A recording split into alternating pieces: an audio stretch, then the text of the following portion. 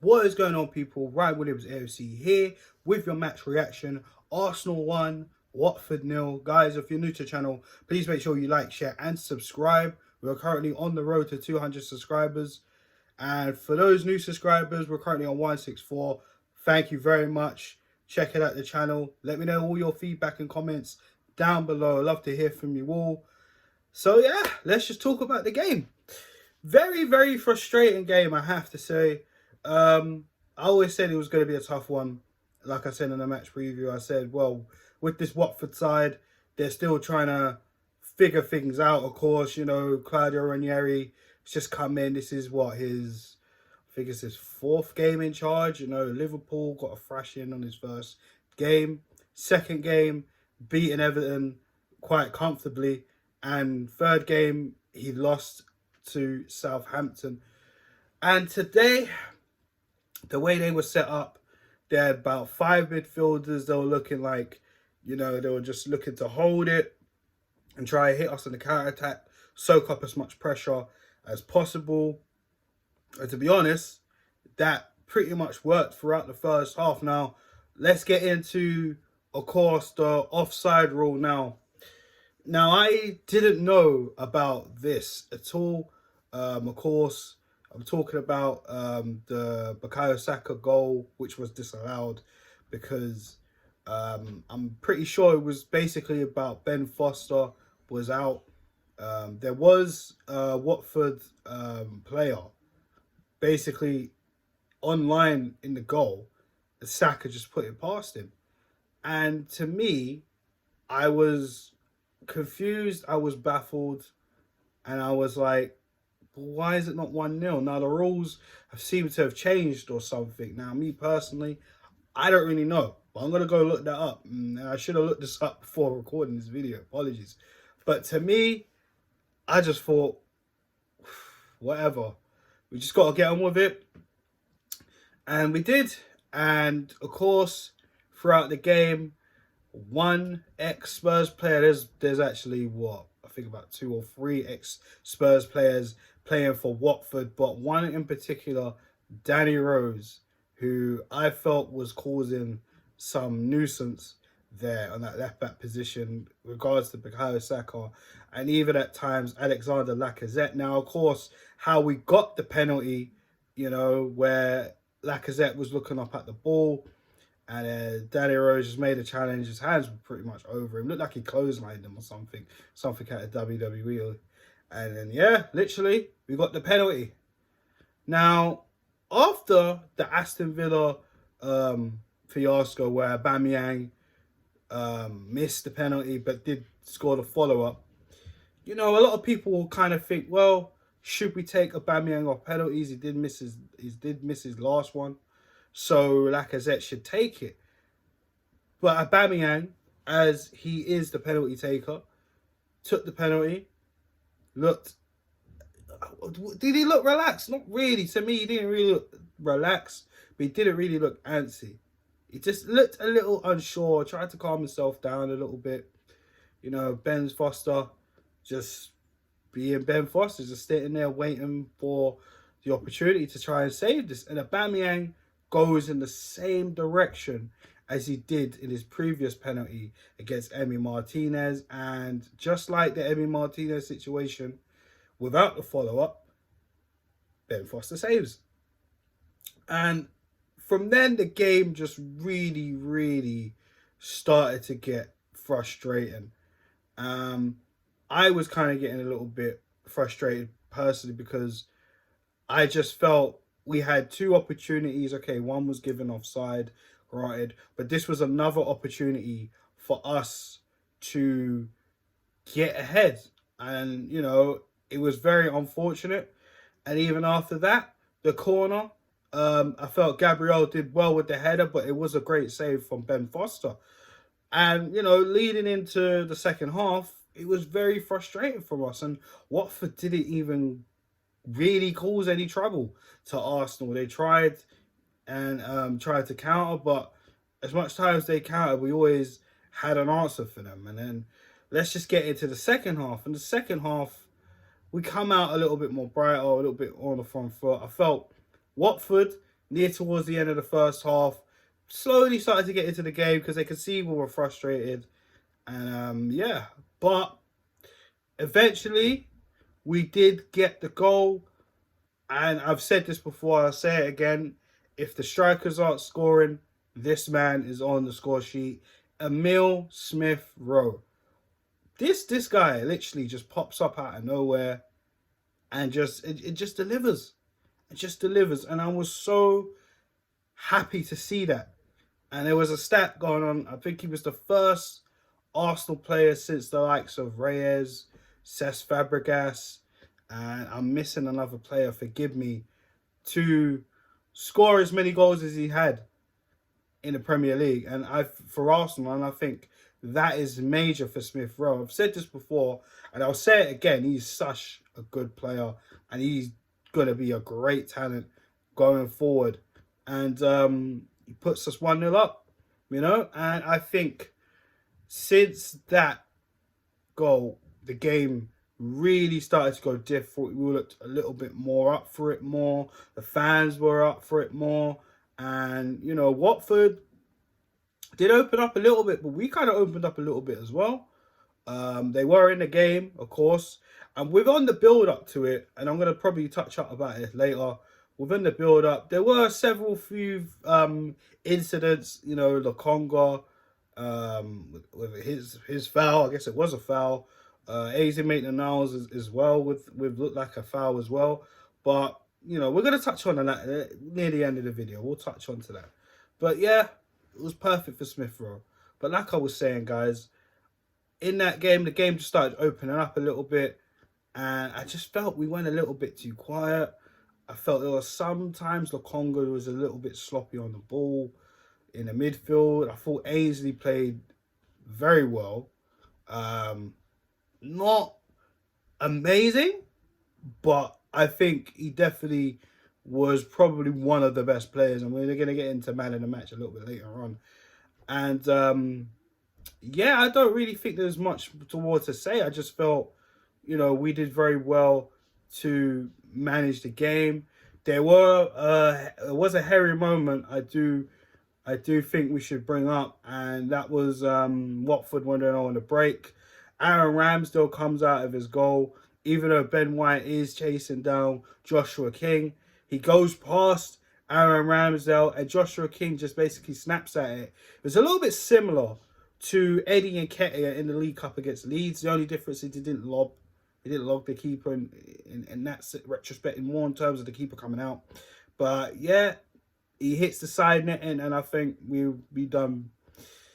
Boy, I think we done got lucky there. I'm going to be honest with you guys. But overall, we did as much as we could to hold on to the lead. I felt we should have scored more goals and more opportunities. Odegaard, I mean, I'm sorry, I got to call out Aubameyang on this. I felt Odegaard was very, very unlucky with that situation there. Odegaard cuts in in the middle of the 6-yard box, bends it in, and it was going to go in. And I've watched this replay a few times. To me, that was going in, but Aubameyang in the offside position goes and takes it. And yeah, it was offside. And I'm just thinking, well, why would you do that? We were under pressure as well in terms of getting the next goal, because at that point, the game was open. Like I already said, Watford already found themselves slightly back into the game, and, you know, just taking advantage of the times where, you know, they can counter us and the spaces and the gaps we were leaving behind us when we were pushing up. But in the end, we were able to get out of Watford. Get out past Watford, 3 points, 1-0, clean sheet. It was all good. It's all good. Now, let's get on to the Emile Smith Rowe situation. Now, of course, at the end of the game, once the final whistle blew, Claudio Ranieri was very upset because he felt that Arsenal should have put the ball out of play or something. The referee should have blew the whistle because of the challenges from like Lokonga and, you know, Ainsley Maitland-Niles did to the Watford players. Now, here's where I think. Now, personally, I'm going to take my Arsenal hat off. I'm going to look at it like this. I hear your points. on that. But let's face it, not everything in football you need to put the ball out for. And on top of that, we are the opposition. And yeah, we scored from that opportunity, but look how many times Arsenal have conceded on situations like that, where there's been a lot of fouls that haven't really been given for us, and goals have gone and been created and scored. So, if I'm honest, the referee could have blown the whistle, but he didn't. You know, and I thought the referee today, Kevin Friend, was actually quite shocking today. I've got to be honest with you. There were a few challenges I felt was a bit backwards. You know, Tommy Asu picking up a yellow, and then, you know, Sissoko was getting rid of it. Danny Rose was getting away with murder yet again.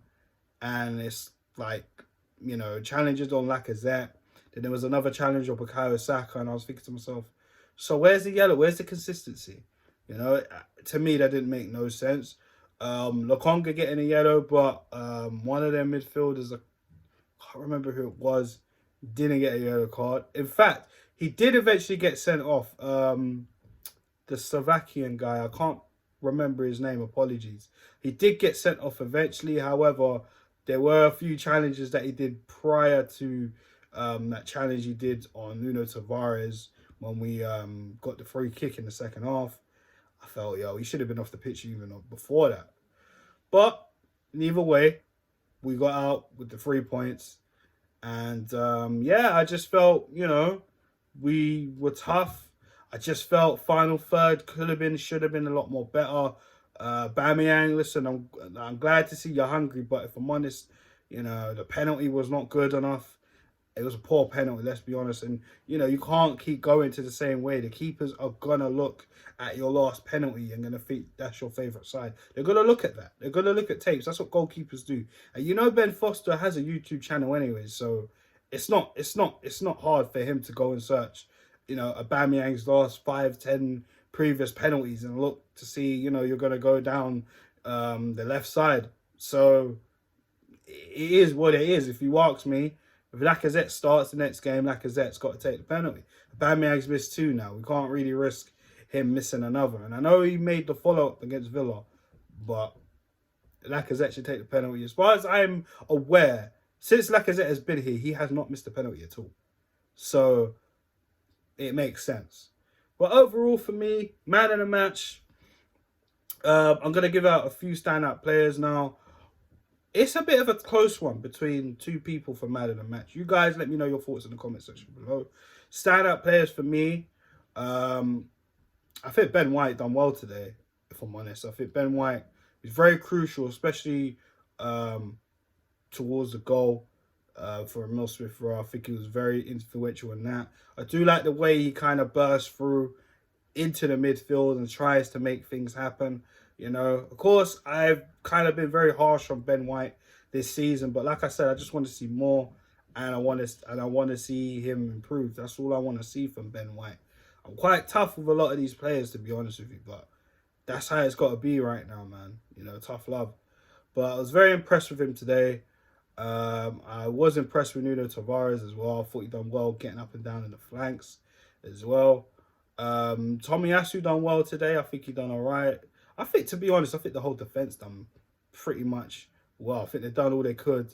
You know what I mean? Ramsdale didn't really have much to do other than that hairy moment, but he's got to be careful on that. Distribution was good as normal. You know, can't really dig that. Yeah, Smith Rowe again, shining again, getting another goal.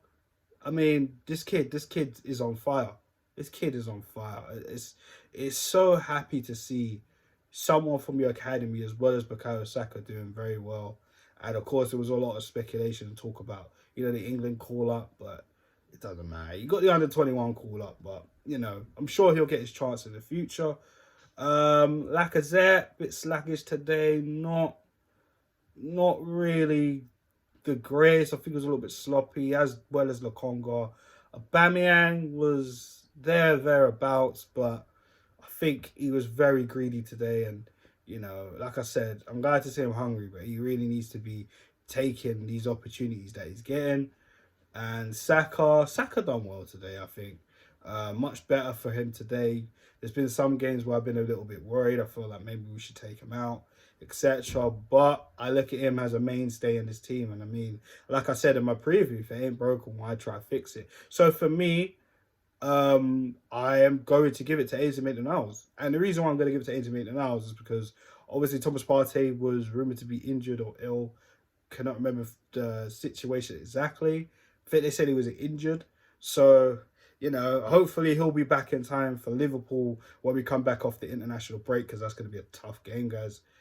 But I think he done well. His blocks, you know, the way he got around the pitch. And yeah, I think even very influential in towards, you know, the goal as well. Like I said, with Ben White, you know. So I think, you know, even Sky Sports gave him man in the match as well. So special shout out to AZ Maitland-Niles. Definitely my man in the match today. And I think Smith Rowe, you know, just popping up, trying to take the game for the scruff of the neck, and you know, even getting the goal as well. I thought it was fantastic from Smith Rowe as well. Good consistency on these players. So guys, I'm gonna wrap it up here. You guys let me know in the comment section below who was your man in the match. And yeah, guys, another 3 points. We are currently 5th in the table, of course. Yeah, so we'll be back after the international break, and stay tuned. I will be making a video on that interview that Jeff Shreves had with Josh Kroenke about Arsenal, and, you know, what's been going on, what's happened from the start of the season up to now, and what's going on forward. So guys, stay tuned for that reaction video. That will be there very soon. On that note, guys, I'm out. Please make sure you like, share, subscribe if you're a first time viewer. Thanks again for checking out this video, and of course, road to 200, guys. Let's make it happen. Peace.